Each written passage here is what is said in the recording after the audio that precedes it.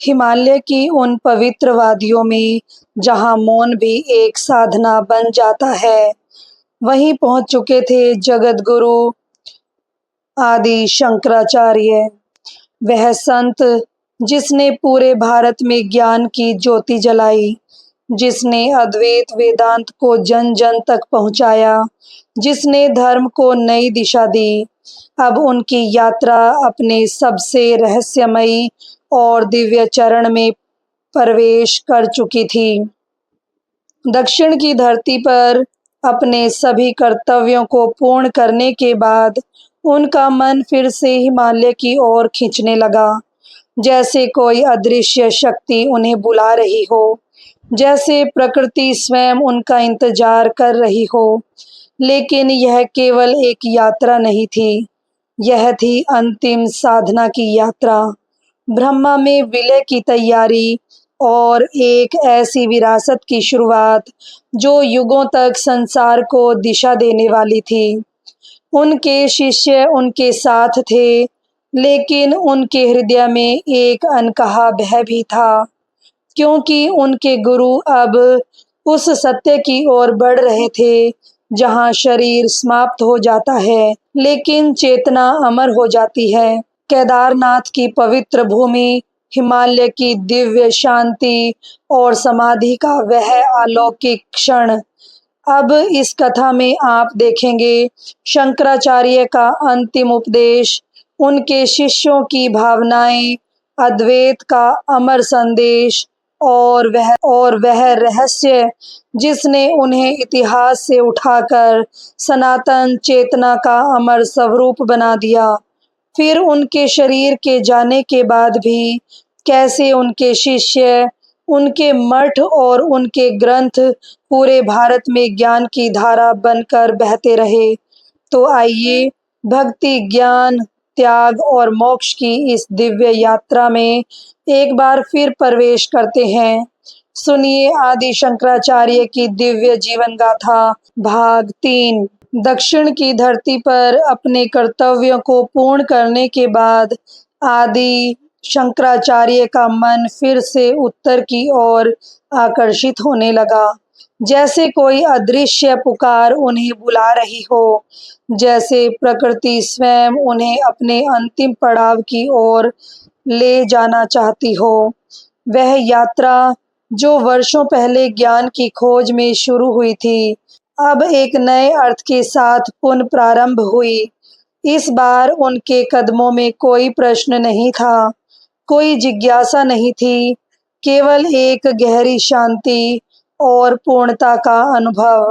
कहते हैं उनकी अंतिम यात्रा उन्हें ले गई केदारनाथ धाम की ओर, जहां हिमालय की ऊंची चोटियां आकाश को स्पर्श करती प्रतीत होती हैं और जहां हर श्वास में एक दिव्य ऊर्जा का अनुभव होता है। वहां पहुंचकर उन्होंने एकांत स्थान चुना, जहां केवल शांति थी, केवल मौन था और उसी मौन में उन्होंने अपनी अंतिम साधना प्रारंभ की।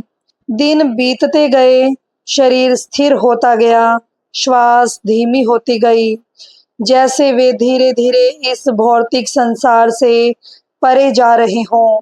उनके शिष्य भी वहां उपस्थित थे, वे अपने गुरु को देख रहे थे, उनके चेहरे पर एक अद्भुत तेज था।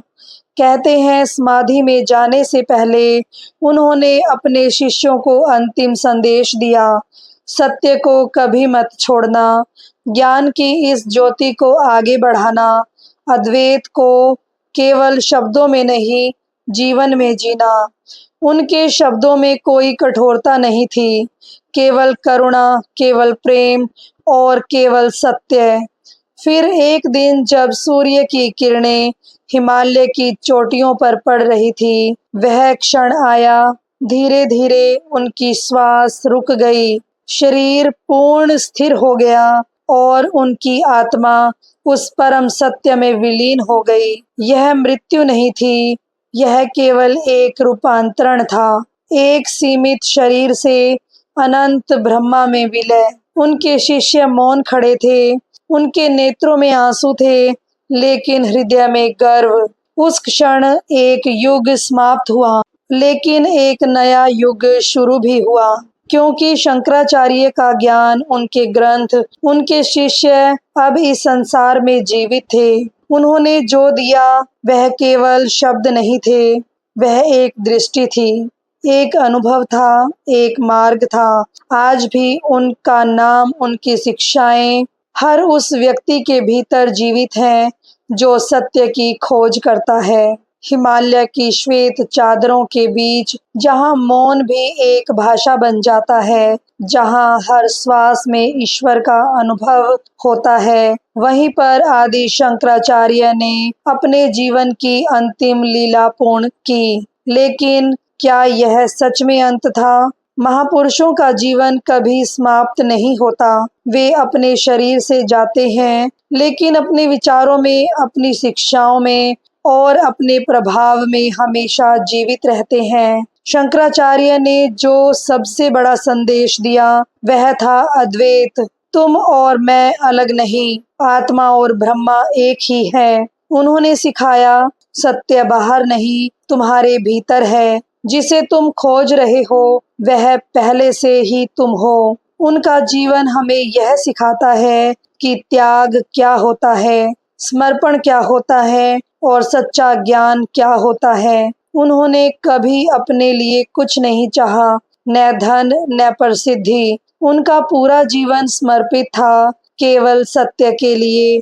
उन्होंने पूरे भारत को एक सूत्र में बांधा, चारों दिशाओं में मठ स्थापित किए, शास्त्रों को पुनर्जीवित किया और धर्म को उसकी सही दिशा दी। आज भी उनके द्वारा लिखे गए ग्रंथ वेदांत का आधार हैं और लाखों लोगों को मार्ग दिखा रहे हैं। उन्होंने यह भी सिखाया, भक्ति और ज्ञान दोनों आवश्यक हैं। केवल ज्ञान सूखा है और केवल भक्ति अंधी। दोनों का संतुलन ही पूर्णता है। उनका जीवन बहुत सरल था, लेकिन उनका प्रभाव असीम था। आज जब हम आधुनिक जीवन में उलझे हुए हैं, उनका संदेश और भी महत्वपूर्ण हो जाता है। क्या सीख मिलती है? अपने भीतर झांको, अपने वास्तविक स्वरूप को पहचानो और जीवन को सत्य के साथ जियो। तो यह थी कथा एक ऐसे बालक की जो अपने छोटे से जीवन में पूरे भारत के आध्यात्मिक इतिहास को बदल गया। एक ऐसा संत जिसने न केवल शास्त्रों को समझा बल्कि उन्हें जीवन में उतारा। एक ऐसा आचार्य जिसने हमें यह सिखाया कि सच्चा ईश्वर बाहर नहीं बल्कि हमारे भीतर है। यही है आदि शंकराचार्य का अमर संदेश। अगर यह कथा आपके हृदय को स्पर्श कर गई हो तो इसे अपने प्रियजनों तक अवश्य पहुंचाइए और जुड़े रहिए हमारे दिव्य कहानियां चैनल के साथ। फिर मुलाकात होगी एक नई कहानी के साथ। तब तक के लिए धन्यवाद।